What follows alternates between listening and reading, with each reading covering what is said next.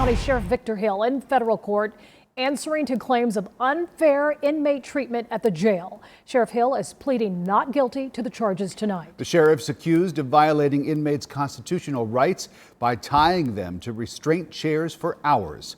CBS 46's Haley Mason was in that federal court hearing today. She joins us now live. Haley. Sheriff Victor Hill is once again a free man after bonding out of federal custody this afternoon. He's accused of violating the civil rights of inmates by excessively using a restraint chair on them. But earlier today, Hill calls these charges politically motivated.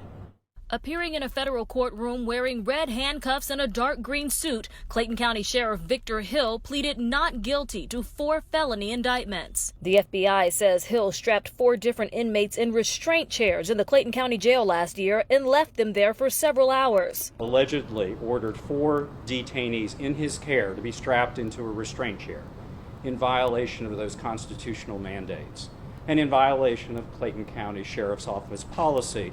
The inmates say they suffered bodily injuries as a result, which makes the charges against Hill felonies. Badges and guns don't come with the authority to ignore the Constitution.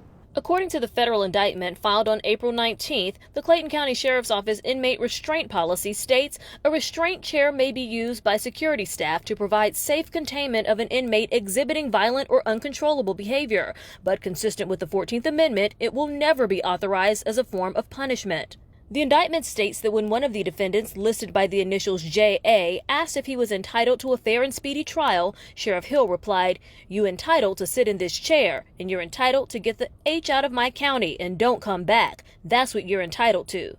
You sound like a D jackass. Don't ever put your hand on a woman like that again. That defendant, J.A., was in jail for allegedly assaulting 2 women during a dispute over who was next in a grocery store line. We've been on top of this case for over a half a year now. We've been actively investigating the case ourselves. Hill bonded out on a $50,000 bond and will be able to still carry a gun, a unique condition of his bond as a sworn officer. His attorney said this after the 20-minute hearing. We know of all these incidents, and let me assure you, our due diligence, thorough investigation indicated there was no injury in any of these instances. You do not see an indictment that shows any systemic type of injuries like take place in other parts of the United States.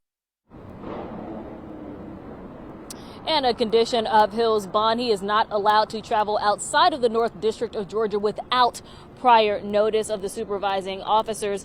He also had to turn over his passport. He is allowed to have 1 gun. He's not allowed to purchase a new gun or acquire a different gun or sell a new gun.